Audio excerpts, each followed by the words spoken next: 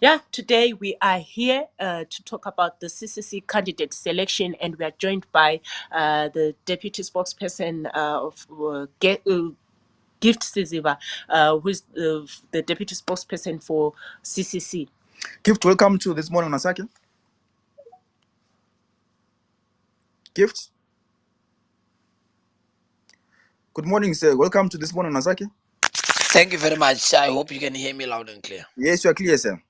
Let's talk about the candidate selection process for CCC. Tomorrow, we are going to be doing that process across Zimbabwe. I saw a communique from the party there. Please enlighten us how the process is going to be done.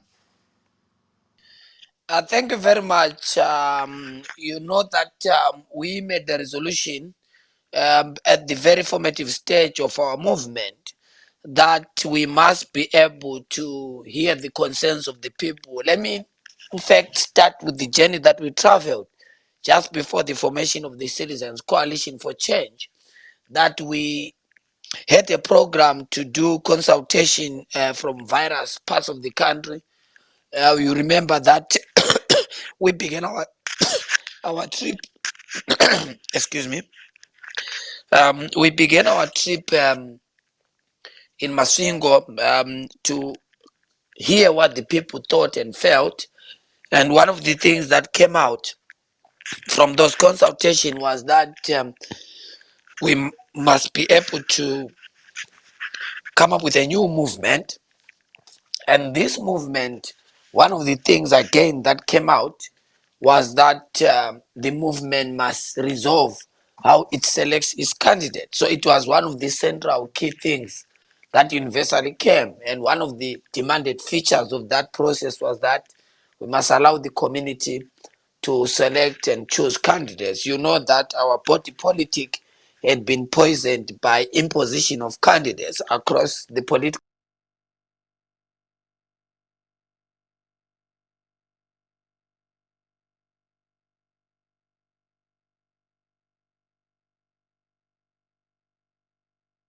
Gift, we can't hear you now. Unfortunately, on our end, we can't hear you now. Maybe let's try again. Maybe the issue of network. Let's try again. Maybe move to a better spot where there's better network connection.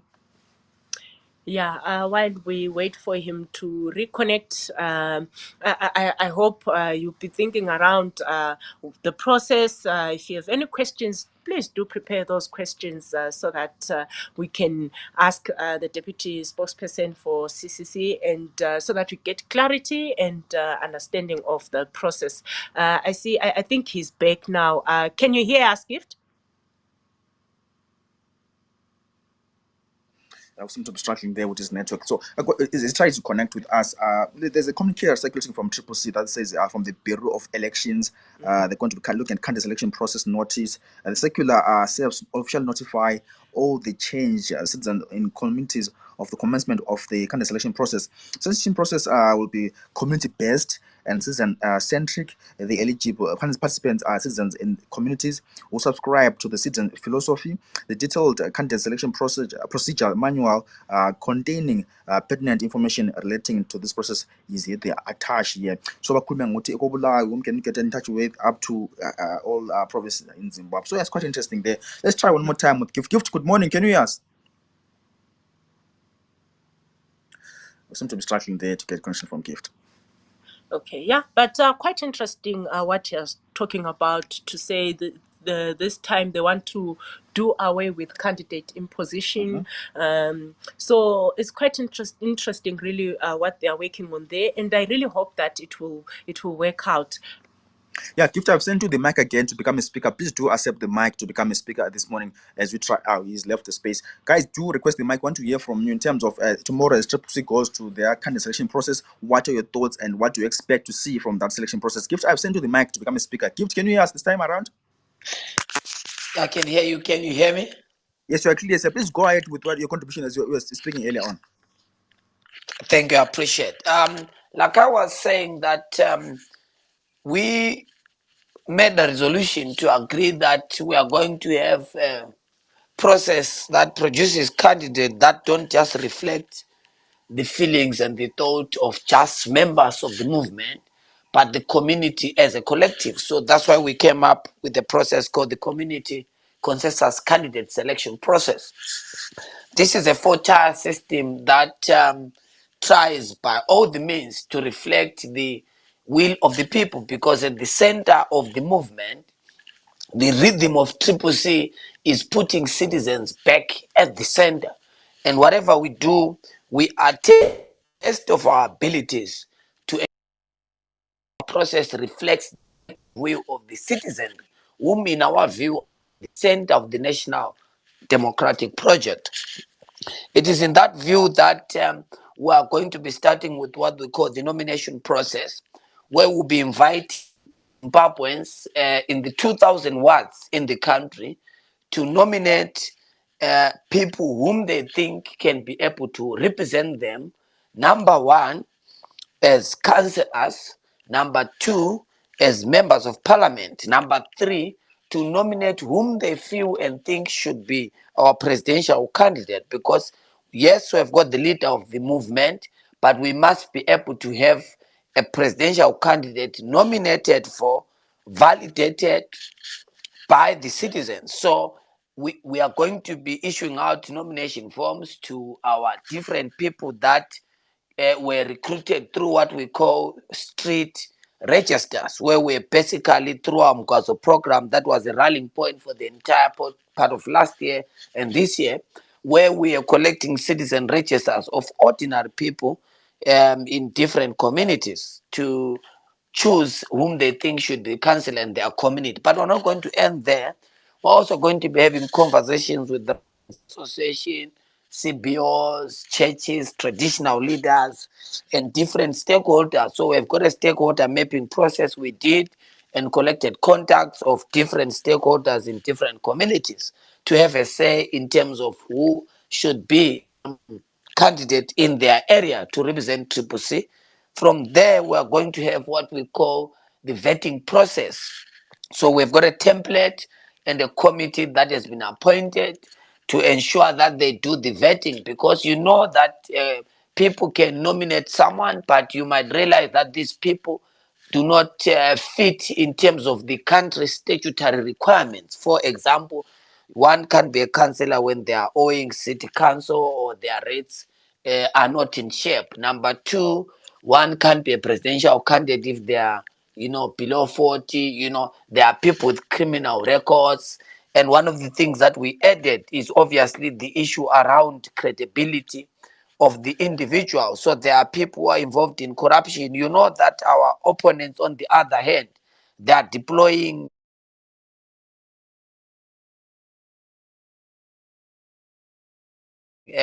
crooks, they are deploying corrupt people, they are deploying looters to be their candidates.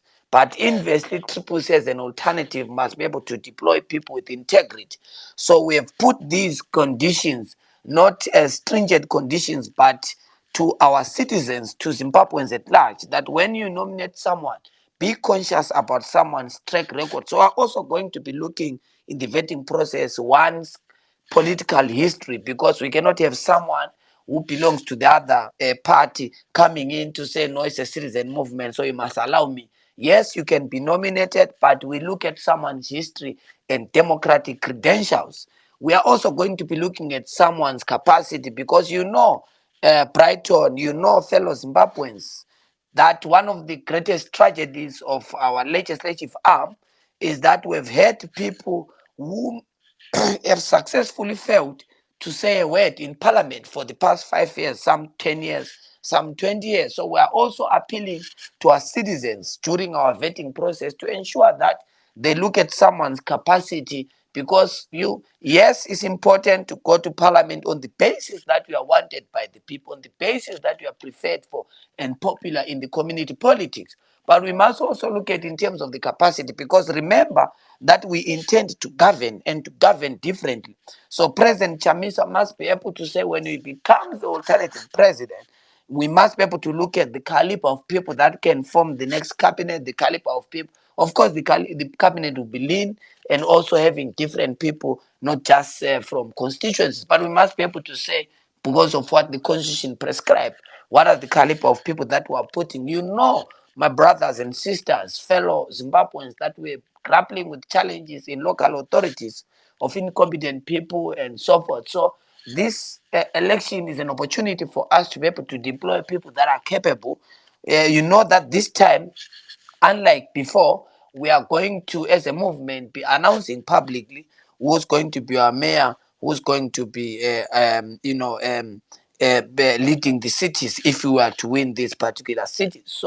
So on that respect, it means that we must be able to deploy capable people to go and lead council, capable people to go and lead in parliament, and a capable person to be a presidential candidate.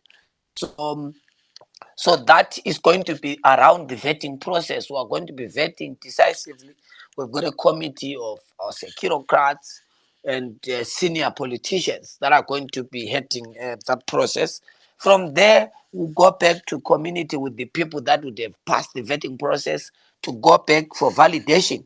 This validation process is going to be spearheaded in what we call community caucuses, where we are going to be having people in these wards and constituencies to be able to listen to these people that have been nominated and presidential candidates to present to the people how they intend to make the movement win the next election. The people will then have to make a decision on consensus base. Obviously, there can be very peculiar cases where people might have a tough clarity in terms of, and we might be able to, have rare cases trying to see who is popular among us two people where to reach a consensus. And then from there, we're going to go to the fourth stage, what we call the candidate list, where we're going to then have all these names of people that have been validated for the party's elections bureau to be able to come up with a list of the final candidates, which is going to be announced publicly by the movement to say these are the people for avoidance of confusion and doubt. Before we do that, we are going to have a bit of some period of making sure that we have issues being resolved where there is misunderstanding. We've got a committee that we've set of legal experts and senior leaders to be looking at grievances. So the grievance committee is going to be listening before we come up with the final list, so that where there can be anomalies or where there can be people with grievances, they can be resolved. After that, we are going to publicly announce people who are going to be representing CCC across the country for avoidance of confusion and for avoidance of double candidates. After that, we're going to be signing for those people. When we sign for those people, we then take our papers to ZEC. So we are not going to be having double candidates. Those that um, want to have freedom to de-associate with our movement will exercise that freedom. But we have made it very clear for our people to be bounded by this process, that this is the nature of the process. We release the templates to all interested parties so that people are aware and conscious of the process, so that when the process does not produce your interest, you are bound by what has been produced by the people, because we don't want people that will say, no, I'm going to a process, and then when the people decide otherwise, they then wake up and say, no, um, I'm going to have other people signing for me. We've centralized our signing process to make sure that we avoid all these challenges of the past. So this is basically how the consensus process is going to be going about. People have time to campaign, within citizen caucuses, to place their manifesto to say how are they going to change the concrete lives of ordinary people in their communities. So we are giving people an opportunity to choose their leaders, and we've assured our people that not in this movement shall we hear instructions coming from anyone. And we've tried to caution our people to be conscious that we are committed to respect the will of the people, regardless of whether it serves the interest of certain people within the rank and file of the movement. So we're going to be focusing on that to ensure that no one, and we have made it very clear, because there are people that traditionally in the nature of our politics will say, no, my name is Ostallos, I'm the one preferred by the leadership, or I'm a senior leader and I must be able to have a position. We have said everyone is subjected to this process. No one can be spared from this. And if anyone wants his interest to be a representative of CCC, they must be subjected to this process. Non-negotiable. That's the only route we can produce candidates. And this is a unique process that we have invented as CCC, and we believe that it's a process that can produce the will of the people, and we are prepared to move with this process to its logical conclusion so that we avoid imposition of countries, so that we avoid dictatorship of the minority against the will of the people. So that basically is the nature and character of our program. Its philosophy is informed by intention to put the citizen back at the center of the strategic decision-making processes in our own movement. Thank you. Well, thank you so much, Ostallos, for highlighting those issues this morning. If you're just joining us, we're talking about the CCC candidate selection process, which is going to be done tomorrow, the 5th of April, across the country. It speaks about the issue of vetting commission and for vetting committees. I'm quite curious to ask who appoints these people who are sitting in this committee, right? Based on what criteria are these people appointed who are sitting in this committee to vet? Remember, also, I wanted to ask on the issue, I'm Brighton Ngube, I don't belong to CCC, but if the community says Brighton Ngube lead us, but I don't belong to CCC, I don't want to campaign and so on. But if the community says Brighton leaders under CCC, am I eligible to qualify in these primaries or selection process? Ostallos, over to you, sir. Thank you, Brighton. That's a very important question. Of course, we have made it very clear, and if you check our history from the formative stage of our movement, we said this is a citizens' movement. Any citizen has a right to participate in our internal process. So Brighton has a legitimate right as a citizen to come up and be nominated by the citizens. So if we go to Country Park and the people say we prefer Brighton, Brighton will be nominated. What we cannot do, unlike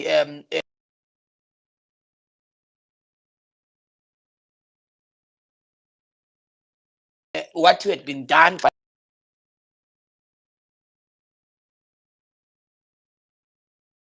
other parties before, to say Brighton has to submit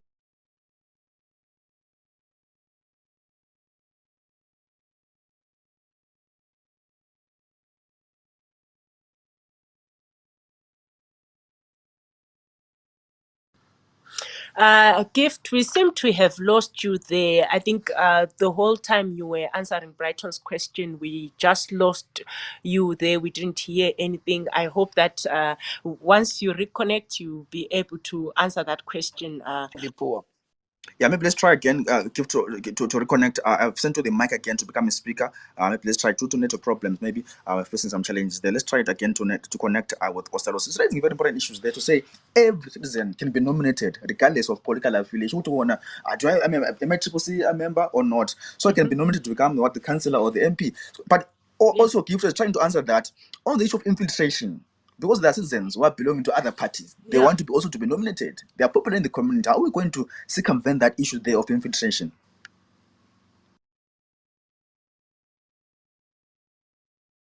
We have lost Gift again. We keep on trying this morning to get in touch with the Gift there. You're speaking about the issue of the candidate selection process for CCC. It's going to be done tomorrow, the 5th of April, across the country. It's quite interesting what you are saying there. To say the process is going to be inclusive, everyone's going to be part of the process. They're going to be the vetting process again being done. And then also they're going to go back. They're going to be a committee where it's going to solve issue of grievance. You remember, if it's an early election, on a selection process, everyone's going to be aggrieved. So speaking about the issue of double candidates, this time around, there won't be double candidates.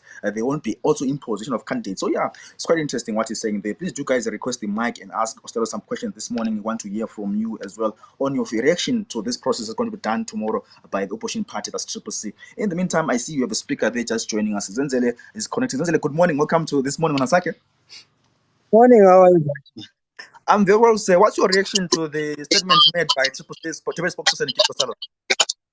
I was listening in and out because of the internet, but I find their concept new, of course, interesting, and we are going to be following with interest how it's going to work. But for me, I think the biggest issue that we always have, or what we've observed in my primary elections, whether it's ZANU-PF or it's opposition, is always the issue of gatekeepers. People who make sure that it's not accessible to other people. So when they are talking about the Ama communities nominating, already we're hearing people saying, Ama The nominations are supposed to be there tomorrow. We don't know where are the venues where we're going to nominate. We know it's going to be ward based with every ward and so forth. But are the lists or are the venues available? Ukuthi umuntu osenkulumane ward 1, they go to this place, ward 2. Is this information already available, or it's available to a few? Because the process needs transparency and people need to know, so that nxa befika ku-meeting bezothiwa hayi nomination siphelile or it was at 2 o'clock. So are the venues and times known? Good people know that in a particular area, ward 1 or ward 5, at 5 o'clock or at 10 o'clock, we're going to go to this venue and this is how the process is going to roll out. So it sounds noble and good, but the actual implementation, do people know where to go and what time? Okay, thank you so much, Zenzele, for that. I hope Gift was could hear you and he heard the concerns that you shared. Gift, I hope you can hear us. Are you there? Yeah, thank you very much. So let me first respond to the question by Brighton. Like I said, that Brighton has a legitimate right to be nominated because he's a citizen of this country. But the security vetting process is intended to vet, because remember that this country has different political parties. There are people that sharply don't believe in the values that we subscribe to. So what we cannot allow in our movement is obviously for someone in an organization that does not believe or identify with the values, the democratic values, which are universal and accepted and known to everyone, to pass. And there are people who also work in in different organs that automatically cannot be allowed to contest, or there are people whose intention obviously can be to come and destroy the movement. And the security vetting process obviously exposes that particular issues. And Brighton, if Brighton, for example, is obviously someone who's been nominated, because remember that in these processes we have seen that the enemy without has also been doing sponsoring of the candidates to try and and especially in communities where material needs and demands are very high, for people to go and buy people with the intention to try and cause commotion. We have learned, from our yesteryear movements and experience in politics for the past 2 decades, as political actors, not necessarily as CCC, because it's a new movement, but our individual experiences in different political organizations teaches us around all these issues. And the vetting process directly answers questions of infiltration, questions of political belonging, questions of political history, and questions of political ideological persuasions. So it is on that basis that you have people, being vetted out of the process. And because this is an open process, people will be written to letters. Supposedly, they are not vetted and qualified to be candidates. They'll be written, and those who obviously will be seeking to challenge that can also pursue the rules with our internal grievance committees. And that committee is obviously appointed according to our procedures. The first thing is that the department responsible, which is the elections bureau in our movement, is the one that does recommendations, and recommendations goes to our Citizens National Assembly, which convened a week ago, which obviously these nominated individuals and their credentials were passed by the movement, its collective leadership, to make the agreement in terms of who are the people that are befitting, and those are the individuals that are going to be conducting that process. And Zenzele now raises very important points about the openness of the process. And one of the key things that he raises there is accessibility of venues. We have confirmed publicly that this process is going to be happening 10 a.m. across the entire part of the country, for avoidance of those that have not seen the circular. The second thing is that the venues have been communicated in different forms. You know that logistically, these venues are not coordinated from the national office, but they're done from provincial offices, where identification of venues and police clearances are being sought and been given. But most of the processes are happening in private venues, because these are internal processes. And venues have been communicated to what we call street point persons and ward coordinators, which are basically the technical persons coordinating our processes. We hope and pray that obviously members of the community can, because our assumption is obviously that these people have been doing work in the communities, and people can always inquire through our contact numbers. The reason why we've put contact numbers for each and every province is to directly answer that question, where people can inquire to say, I'm in Minyela and I want to know where the venue is, and those answers will be provided for in our communication lines, and people will be getting information as we go. And again, this community numbers that we've given across the country, and we've publicly put a communique with these contact numbers, are also for people who might not be able to be attending these physical meetings, but to say their opinion, to say, here in Country Park we prefer Brighton, and these are things that can be considered during our processes. So this is how we are going to be conducting our process.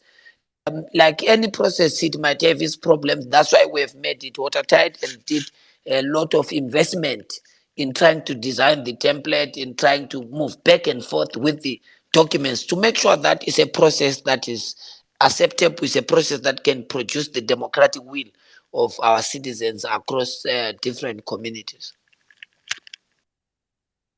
Well, thank you so much, Ostallos, for that response to this morning. I hope Zenzele is answered. But also, Zenzele, I think, was asking on the issue of journalists. If I want to cover the selection process, where do I go to? I think that's what he was asking there. Please, guys, do request the mic this morning. Want to hear any questions that we have for Gift to this morning? Please do request the mic. So, Gift, around the issue of where as a journalist can I go and cover this selection process? That's what Zenzele was asking. I think. Yeah, I think that also is. I think it's really umbrella. Yeah. He was asking for a whole lot of issues, and also for journalists. But also knowing what Triple C in the previous times when they are rallies, right?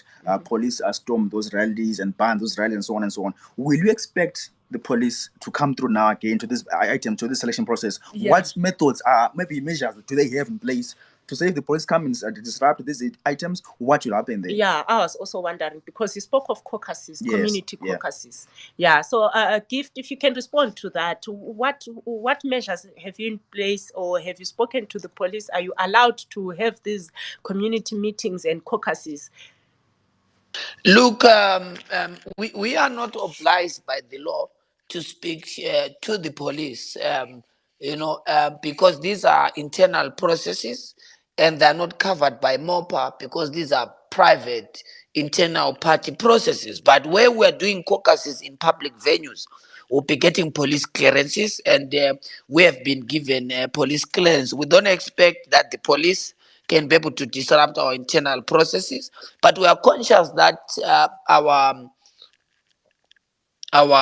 ZANU-PF compatriots are trying to invest in trying to disrupt our processes. Look, there's limit to this kind of madness, and we have set our infrastructure very clear to ensure that our people have got the freedom to gather, have got the freedom to make political decisions that matter. But these are internal processes, and are going to be conducted internally, and our people who have to participate, citizens, in communities, have got the right to come and participate in our processes, and we expect that these processes are going to be moving on swiftly.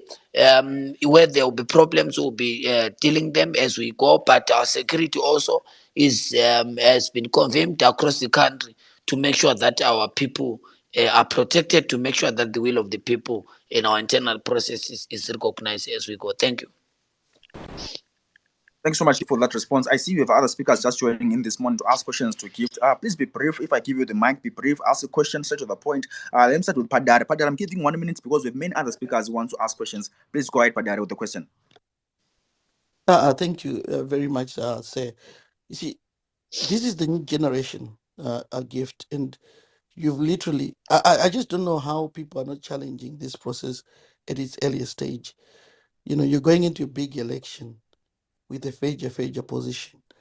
What are the likelihood of making sure that I know you're blaming ZANU PF that there'll be this and that, this and that. That's your homework. You shouldn't worry what ZANU PF does. You should be doing what you need to be doing. But however, it's your process, and we've read the document. It's open to many flaws.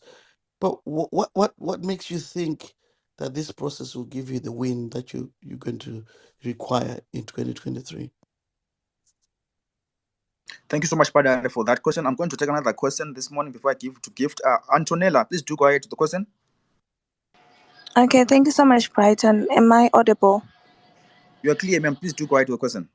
Okay, so I just wanted to ask Gift, as he's saying that this process is going to be private and it's internal. So I'm just wondering, for someone who doesn't have more information about how or where this process is going to take place, and maybe they're interested in being part of being nominated or something, but then wouldn't it be so biased to say, Uti, they now have the one goes to people and abafuna ukufaka abanye abantu in the whole process of it? I don't know. Well, thanks so much, Antonella. Ostallos, you can go ahead and respond to those questions. Of course, I think that understanding the two previous speakers in terms of their persuasion automatically answers their questions. Look, all democratic citizens know that what we have actually done is expand this process. We are very confident, Padare, that this process is going to produce the collective will of the people. We have got satisfaction in our respective and humble view that the people, the democratic Zimbabweans who subscribe to democratic values and principles, understand that this is the best way, because primary elections in their scope, and I can debate this at the level of intellectual disposition, that primary elections are narrow in their focus because only members of that movement can be able to participate, and not anyone outside the movement can participate in primary elections of political organizations. And therefore, what we have done this time is to say, let the community choose candidates, and people in the communities. I will answer now my sister to say, look, if you belong to a certain community and identify with certain values of our movement, you are obviously going to have the right to nominate anyone. So there is no one who can be closed down. In fact, this process is actually opening. I don't know how you are confusing opening of a process with closing it, because this is actually an open process. This actually process is more democratic and more far-reaching, because it is being done in communities, it's being done by citizens, it's being done by ordinary people in different communities in the 2000s was in the country. That's why you're going to be having people coming there. Like I said, there are people, obviously we are not going to be going to a community and say, no, everyone come here and make a say. But there are people who identify with our movement. Those people, for example, you, my sister, you can decide to exercise your freedom to de-associate with your former movement, associate with the citizen movement. You have that right to come and say, I have now subscribed to values of CCC, and this is the person that I nominate. That right will not be infringed. That right will not be taken away from you. So it's more democratic, it's more reflective of the will of the people. It is far-reaching in essence and in significance. It's opening up to anyone. No one is going to go to our venues.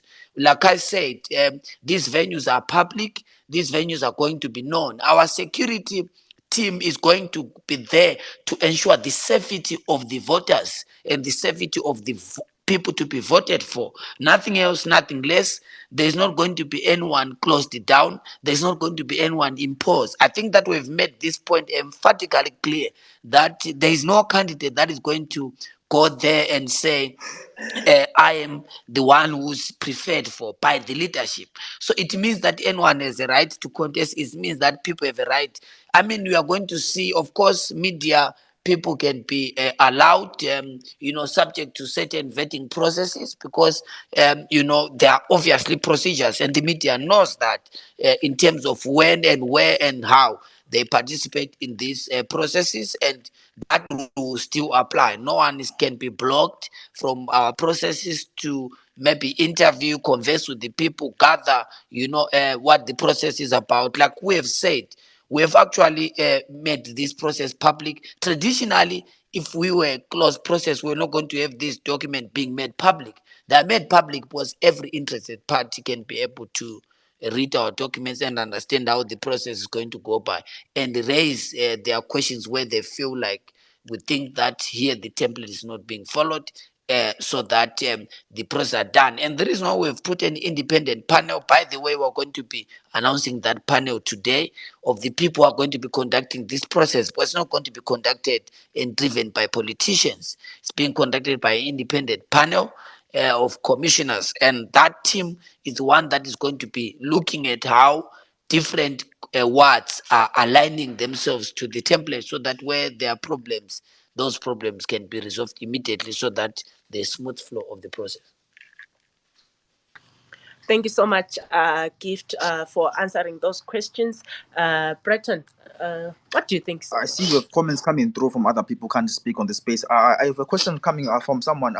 Tabo says, I hope we can text questions. Apologies for the inability to ask audible. What is the level of testing or piloting of this process was done, given that the process is new for a new movement? Recommendation, please also develop a visual process infographic as well for that process. And then also someone says, Ostallos, okay. You can respond to that one, Ostallos, before I move on to other speakers this morning. Thank you very much. I think that is more of a comment than a question around having infographics. Look, that is our job. As communication department, our intention and objective is to make sure that we clarify this process to the best of understood by our people, so that anyone with queries can be able to have their issues clarified. But we also make sure that we educate our people. We tested this process during our by-election, but that was the only opportunity we had. And one of the things, obviously, we had an audit of that process to understand, that we had challenges, particularly around the signing process. That's number one. Number two, we had problems with also, in some areas where people might have wanted to try and make impositions and so forth. It is for that reason that we've produced this template. You remember that in the by-elections, there was no specific template, but there was the general idea in terms of how it can be done and so forth. The template was not broad in its scope. It didn't answer questions. For example, it didn't answer in terms of who are the stakeholders, how are they gathered. Number two, it didn't answer in terms of who are the street people that can be able to contribute, how and where, and venues and places and so forth. So we answer now in our template. I think that we've done justice to answer these questions that were raised in the by-elections, to say, when you are doing that, please clarify to say who are the people who are going to be coming to this. And we clarify now that we are going to be collecting names of people to be in the street register. So these are not people who subscribe to be members of the movement, but these are people who belong to communities in the streets and in the villages. So we clarify that in the template this time. Number two, there are the questions around the panel. Who are these people? Because remember that in the by-election, this process was conducted by politicians and technical people in the party. And this is where some of the problems were coming in, where Ostallos will say, I prefer that one instead of that one. So that's why we cleared this now with our independent electoral panel, which is going to be conducting this process and making decisions based on the agreed template. Number three, with issues around signing of candidates, where double candidates were coming in because the consensus process was not being done properly, and thereby having two people being signed for the party. That's why we spell out now that from this process, we're going to have an official candidate list, so that for avoidance of confusion, Zimbabweans are aware to say these are the people who are going to represent CCC. From there, we are going to then have the people who are designated to sign for candidates, signing for the people who are in the official candidate list, and no one else, and nobody outside that list will be signed for. So these are the pilot projects and how we've learned our lesson. That's why the document is now more broad to answer these questions in black and white for the satisfaction of those that intend to participate and those that are observing our processes. Thank you so much, Ostallos, for that. While you were speaking, I got the impression that the process involves a few panelists and a few community representatives that are going to be looking at the selection of candidates. And then, of course, you spoke about people calling in and wanting to be part of the process. And my question for you is, in our politics now, we have people buying their way into positions and all that. How are you going to work around that? How are you going to avoid having people buying their way into positions? Yeah, thank you very much. We have made it very clear that remember that we have set a vetting process, and the vetting process includes some of the rules and regulations and the guidelines. And one of the things that we have organized a buffer against is issue around vote buy, where an individual can convene people and dish out money. That is actually an offense, that is actually illegal, that is actually not allowed. And that's why we've set a grievance committee so that all these issues can be brought in, and it's something that can get one disqualified, because we've set rules around how people should conduct themselves. And those, if breached, we've set out clear consequences for such. And one of such things is around issues of people dishing out money. But look, like we have said, people in Zimbabwe, you have seen people participating in different political party processes, and where people, individuals can, be giving people money. And citizens, as you know, most of the time people can take one's money and not vote for them because they might want to use the money for the benefit of whatever their needs are. But Zimbabweans are clever, our citizens are conscious, and we've advised those who are in the tradition and habit of buying people, that people will chow your money. For example, there are people who suspected that politicians or technical people might be the ones responsible for these processes, and therefore they'll be dishing money to these individuals. I mean, we would say tough luck to such individuals, because we've set strict guidelines and we've set a strict committee to be conducting this process. So any attempt, and if you remember that these are organs independent of each other, those that are going to be doing the process different from those that are going to doing the vetting, and different from those hearing the grievances.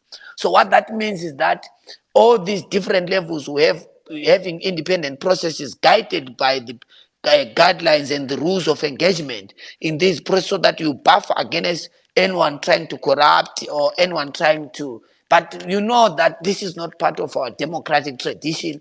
It's easy for people and citizens to fork out an individual who comes with that particular tradition, because it's not part of the democratic culture. So as a basis, if you see Ostallos dishing out money, citizens themselves will become very cautious of that individual, because we know the democratic practice, we know the democratic credentials and behavior. So anyone who attempts to import that culture to a movement will naturally be seen by ordinary people without even security guys spotting on those individuals. These are individuals who will naturally be singled out by voters themselves to say, these individuals that not belong to the democratic tradition and the democratic family, given their behavior and conduct. So naturally, these kind of behaviors, for example, someone who attempts to be violent, or someone who removes a gun. Naturally, the people, whether they want to support you or not, when you are seeing doing that conduct, people would know that no, this one does not belong to the democratic family, and you automatically disqualify yourself, not just in the legal processes, but in the hearts and minds of the people, because they will see that we are Democrats, we are Triple C members and supporters, and this one, by their behavior and conduct, does not belong to our family. And the very same people that you would have either intimidated by a gun or wanted to dish out money, you identify yourself and single out yourself in terms of where you belong. And the people who put you exactly where you belong, that is in the dustbins of the political history of our country. Well, thanks so much, Gift, for that response this morning. If you're just joining us, this morning on Asaka. My name is Brighton, and I'm with Nonhlanhla here. Our guest this morning is Gift Ostallos Siziba, the deputy spokesperson for Triple C. But Gift, you have been speaking about the issue of we need new leaders and under Triple C. Triple C is a new movement. What if tomorrow the same faces that you have been saying in Parliament, the same MPs, the same councillors that have been saying in Parliament under MDC Alliance, come back tomorrow and they are nominated to lead again under Triple C? Are we contradicting ourselves or yourself when you say we need new leaders? Not machine, my. I remember that the quest for new leadership and people with capacity does not mean that there were people without capacity in the current August House and local authorities. There are people who have served well. I mean, it is public record, and it is on that basis that the ordinary people remember that this is not us as the leadership collective saying we want this one or we don't want this one on the basis that they've been in Parliament. There are people who have been in Parliament who have been working with their community, being with their community, and the people in the community are going to return them to go back to parliament and continue with their duties to serve those communities. So at the end of the day, you might realize that it is the people who are going to make a decision whether to say this one has been in parliament and has done well and we want them to go back, or this one has been in parliament, has not done well in respect to our needs as community, and we are not going to be taking them back. So you ought to understand, my brothers and sisters, that it is the people who are going to be making the decision whether a sitting councillor or member of parliament is going back. It is the collective decision of the community, not the party. And the party has made this decision not to bastardize the current people in parliament or in local authorities to say, no, if you are an MP, you are not going to go back, we need new people. That's not it. We are saying let everyone sitting and former and new people be selected and elected on the basis of their track record with the people, by the people, for the people, of the people. Gift didn't respond me there. I tried to run away from my question, Gift. Anyway, let's move on to Okay, Tendai. no. You always, No, no. we always speak about careerist politicians, right? To say this person has served for too long, Yeah, even in the but look, ruling party. this is But a, yeah, however, can I finish? Can I finish? okay. We've always been saying this person has served for too long in the ruling party, right? Be it a minister, be it a MP. But however, when it comes to the opposition party, we are saying the citizen must elect them, regardless of them being there for many years. Okay, let me go to Tendai and Prof, and then I'll come to you, Gift. Tendai, go ahead with the question. Thank you very much, Koma Brighton. No, mine is because Ostallos have answered much of the questions that I wanted to ask. I just want to use my 1 minute just to make my contribution. I'll be quick and precise. Yeah, my brother Ostallos, thank you so much for being here, and I would like to commend you on the registration blitz that you have been doing. That was a wonderful job together with Fadzai Mahere and so forth. We've been seeing you guys on the spot. That was good. I also want to comment on this issue also, that you don't have to be worried much about the issue of people who want to challenge, because there will always be people who want to challenge things that you do. But as citizens of the country, we have trust in you, and we know that whatever that you are going to implement and what you have planned for this issue and this process to take place, we have trust in you, and keep on doing that. Whoever who is coming also behind the scenes and so forth, please try to ignore people who reduce our speed to what we want. Just continue in doing what is good, and we trust that this process is going to be a successful. Thank you so much. Okay, thank you, Tendai, for your contribution. Now let's go to Prof. Feresu. I hope I pronounced that correctly. Thank you very much, and good morning to everybody. And I'm glad you are talking about something which is supposed to be democratic in Zimbabwe. I tried to listen since last night. I'm confused, Gift. What exactly is happening here? What do you mean by democracy when you think people can select, not the public? Talk to me like Mbuya Feresu in Otito, so I can understand exactly how this handpicking is going to be democratic. I'm really confused, and I'm being very serious. I'm not kidding here. How does this happen? Somebody chooses somebody in some place because they meet some certain criteria, and then when that person is handpicked by some people who are supposed to be like at a job, like experts, and then they impose that person for that community, for 210 members of parliament, for senators, for councillors. Gift, I'm lost. Talk to me like Mbuya Feresu of Otito. Thank you. Over to you, Gift. You can respond to Tendai and Mbuya Feresu from the Dito there.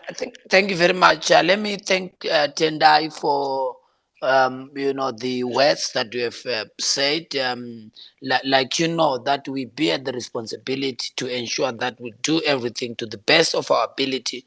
For the movement to move with precision to move to form the next government.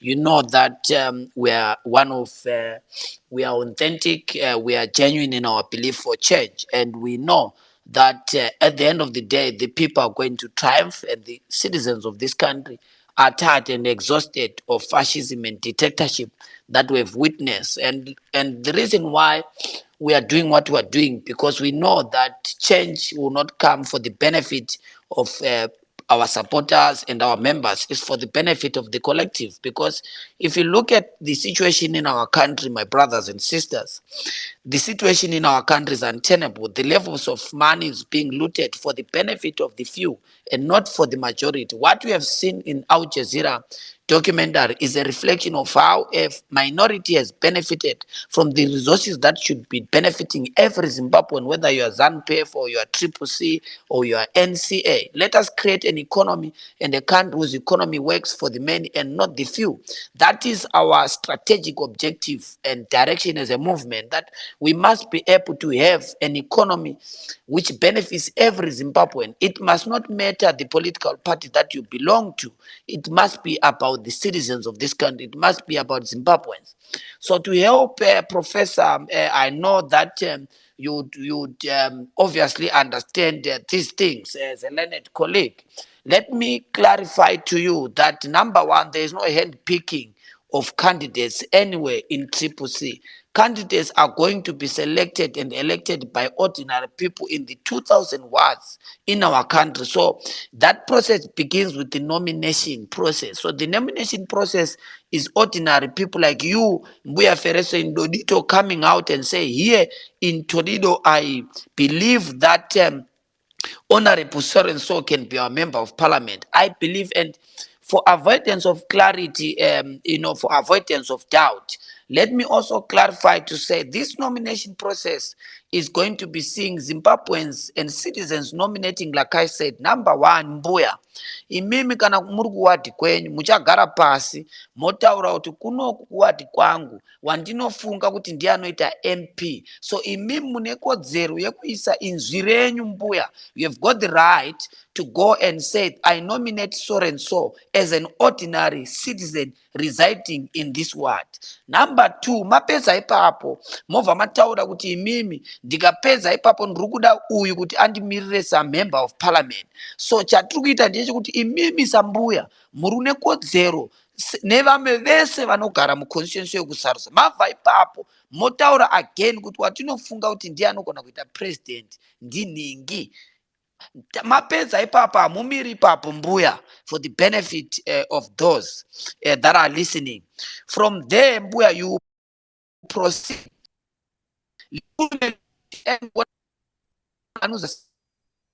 So we are going to have a nomination for number senator, North, South, Mount Darwin, National and Central or Manicaland.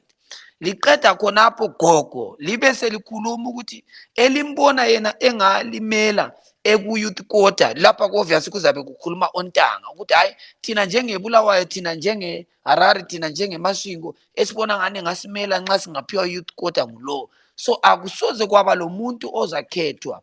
So what I'm saying is that those who are going to go to Senate, those who are going to go to Parliament on proportional representation, those that are going to go to local government on proportional representation, or on youth quota basis for Parliament, the 10 seats are availed to young people. They are also not going to be appointed by the leadership. They are going to be nominated by the people. So it is the citizen, it is the collective citizen in the different parts of the country who are going to make choices. So I don't know where this issue of people being handpicked is coming from, because it is not there in our template. It's not there in our announcements. It's the people who are going to be making choices. It's the people who are going to be deploying councillors, members of parliament, presidential candidate, and proportional representatives of our movement. So all this is a democratic process being expanded to people in all the communities in our country. You know that previously in the by-elections, we had a meeting just in the constituency and being counted elected by 100 people. This time is literally every citizen coming up to say, this is who we want to be our representatives. So it's a more expanded process from what traditionally would have known as a primary election, because even the numbers will speak for themselves, that how many people have participated in this process, showing that it's an expanded process from the traditional primary elections that have been conducted by different political parties. I hope I've answered to your understanding, Professor and everyone else who wanted to know about this process. Well, Can I be thank you so allowed? much. Thank you so much. Can Thank you so I? much. Professor, please speak through the host. Gift, thanks so much for that response. I see we're running out of time this morning. Let me take one more speakers to ask you, Gift. But another question coming through from our comments, Gift. Someone says, why midweek? Why are we having this selection process during the week? Are we not going to have less people coming through? Why not push it for the weekend? Let me just take Patricia.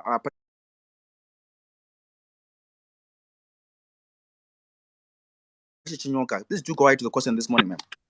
Thank you so much. It's not a question per se, but just a commending to the CCC for this candidate selection process, which is very clear, and I think a breath of fresh air and a first in our country's history of political ways that we do through these processes. And I think for those that have lots of questions, thinking that it's not the right thing, why is it being done during the week? I'm happy. I'm happy that as a citizen, as someone on the ground, I have that opportunity to choose someone that will represent me rather than having someone imposed on me. So thank you so much to Gift Ostallos. Thank you to the CCC for launching the party, but also for giving us this process that we can all fall through. But just one more second, if you may. In the UK and Ireland, there's a big, massive protest against the looting, against the gold mafia that is happening on the 18th of April. And the citizens in the UK will be descending on the United Arab Emirates embassy, where they are holding them to account as enablers of the gold mafia. So thank you for giving me that opportunity just to share that information. Thank you, Patricia, for that. I think Ostallos can now respond to the question of the midweek. And I also have a question on that to say, since the selection process starts tomorrow, when are we going to have the candidates announced? Yeah, you can go ahead, Gift. Thank you very much, Madam Host. I would say that the question of the date is always a technical question, because there are some people who say on Saturday we'll be observing the Sabbath, we can't participate. On Sunday, there are some who might say we'll be in church. So it's always a question of doing the process and encouraging our people that participate in these processes. Just pay a minute. It's not going to be a long process. It's just at 10 a.m. for those who are genuinely interested in making sure that they put their views, come and in your ward and register your view in terms and nominate someone. For those who might not be there, that's why we've opened these online contact details, so that you can be able to send your voice. And I think that genuine democratic citizens will either find time, if not, they'll send a message. I don't think that, with greatest respect, we can move outside that purview, because it will always be something that is subjective.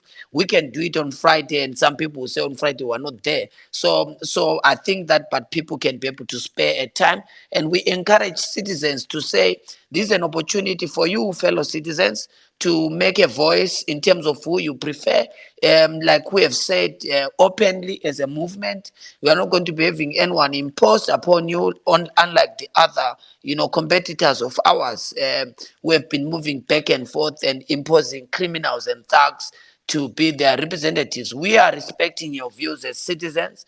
We wish you, that you can participate in this process, spare time. If not, just drop a message, or drop a communicate to us to say this is your view in the community, because these views matter to us. At the end of the day, look, we're doing this so that we are able to have something that comes from the people, because you would agree with me that apathy comes from these processes when people think that, the person that has been selected or elected does not come from them. So we've given Zimbabweans an opportunity. Of course, people are always going to challenge this. It's a revolution. So it's pity is going to be, happening in the rank and file of people who are used to imposing. And you can see the excitement, you can see, because I've traveled across the length and breadth of our country. The people there are clear to say this is the best form of producing leaders. But its pity is there either on those that want us to remain stuck in processes that don't reflect the will of the people. So they'll always come with, and naysayers are always going to be there. But we think that this is a genuine representation of the will of the people. This is what was recommended by the masses. And like I said, Brighton, to answer in black and white your questions, look, our rules are very clear that anyone has a democratic right. What we cannot do as a movement is to come up with a law that disqualifies people on the basis. It's important for people to raise certain views. You know that society always have divided views on certain issues. For example, there was a debate around ordinary level, A level, a degree to be part and parcel of the credentials. It's always a subjective point, and people always speak from their point, of understanding. There are some who prefer that the laws must say, give us, you must have 10 A's. Some say you must have a degree. It's always a subjective debate. That's why you cannot have a black and white answer. But what we can't do as a party, and the reason why we've stick to these rules is because these ones are collective. These ones are collectively agreed. What we cannot do is to put a law and put a regulation that is not collective, that reflects a certain demand of a certain section of society that believes that should be a credential. The good thing about these things is that there are laws of the country that govern, that demand to say, if you want to be in parliament, these are the things that you must have. At least we must be within that purview, but then infuse some of our values and credentials, that are important. Like you can't be having a corruption record, you can't be having a criminal record, and all these other issues that are born out of our values. So what you can't do is to then have a dictatorship of the minority to try and impose a certain qualification that is not collective, is felt by the people, because we've infused what is collective. People agree that you cannot have a criminal being a member of parliament or a council. People agree that you must demonstrate capacity, and that is a case-to-case basis. What you cannot do is to say, let parliament be a parliament of people with degrees. That view is not collective, my brother, with great respect. So that view, yes, reflects certain views of a certain section of society, but it is not a collective view. And the movement is a movement of different Zimbabweans, educated and uneducated. But people cannot be disqualified on the basis of subjective demands of different people. But we try to collect what is collective and encourage people that let it be balanced. What you cannot do is to have people, like I said, unequivocal. There are people that have been sleeping in parliament, and we encourage our people to look at these people, because it is the people, not us as a leadership, who are going to be looking at these issues. It's the people who say, we have sent you to parliament for the last 10 years. What have you done? And naturally, Brighton, if you have people questioning these things, they will naturally say, no, we think this one cannot be a member of parliament because we have deployed him for the past 10 years and has done nothing, right? People can say, we have deployed you for the past 10 years. You have done well. We want you to continue with this work. So it is the people who must decide. We have set the parameters and the rules. But what we cannot do is to disqualify you, Brighton, on the basis of subjective demands. For example, someone can say, we cannot have these people of this race. Those are very subjective and things that don't associate with our values. And we cannot tolerate those kind of conversations. So that's why we've said, let people be subjected to the communities. Let the community look at the template. And the template says very clear that look at these qualities in a particular individual. And when the people look at the qualities in the individual, they can make a conclusion to say, yeah, we think this one fits the caliber of a member of parliament. Look, Zimbabweans are not as naive as some people would want to portray. Zimbabweans know, they see their people, they see their representatives in parliament and in council and in government. They know who performs, they know who are not performing well. And this is an opportunity for them, not us. Because I might have a difference with someone, but the people see it differently. So let the people, let the ordinary people, let them make that choice. Let them make that decision. It must not be President Chamisa. It must not be Ostallos. It must not be Honorable Wende or Honorable Beatty or Honorable the Professor Washman or anyone. Let the ordinary people be the ones that make a choice. That is the central disposition of our consensus candidate selection process. Let the people make the choice. And when we think that the people have not produced what we might want, we've got an opportunity. That's why the president has an opportunity to appoint 5 people outside constituency to beef up parliament. That's why you have technocrats coming in and all these rooms and opportunity to beef up what you might not necessarily think is a competent team. But at the end of the day, at the center of our politics, because we're a citizen movement, we're a people's movement, and the will of the people must be upholded, irregardless that an individual might not identify with them. Let the people, my brother, my sisters, fellow Zimbabweans, let the people make the choice. And this is the nature and character and disposition of this process. It's about giving power back to the citizens, giving power back to ordinary people to make the choice in terms of our candidature. And as a party, we are bound by what the people will say, because we know that if the people say we want Professor Ferresu, and the party says no, we don't want Professor Ferresu, we want Ostallos, the people will not vote. But if we respect the will of the people to put Professor Ferresu, what it means is that the people, of course, we can't prove Prof because she will not pass vetting process, but the people who say we have voted for Ferreso in the internal process, we have nominated her, she has passed, and then they will be able to be pushed to go to the election day and vote for her because she is the choice of the people. What you cannot do is to say, Professor Ferresu, we must put you when people say we want Matsore. No, let the people choose. If they say we want Melcy, this is what we are going to respect. We are not going to say no.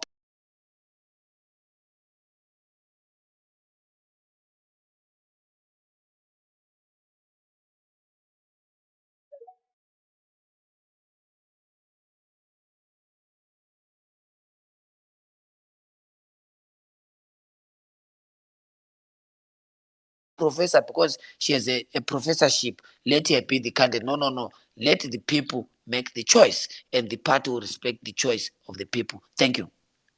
Thank you so much, Kate, for that response. I was speaking offline with Nwanshanhla here, just saying, what if the people say Ostallos lead us as the president? What do you say? Will the party accept that? What if people say Washman lead us become the party president? Will the party accept that? Quite interesting what Ostallos was saying there this morning. But also, lastly, before you didn't answer the issue of the date, when are you expecting to announce the results of the nomination, the names, the list? When can you expect that? And also, Ostallos, last time you joined us when you were speaking about the Bulawayo Fest, remember, we also look at the issue of Bulawayo Fest, Harare Fest, Plumtree Fest, Pinga Fest when it comes to this selection of these candidates. Thank you very much. So the period of this, we have put it within the purview of 3 weeks. We expect to be done with our process, and the commission is going to be announcing from one stage to other in terms of where they are.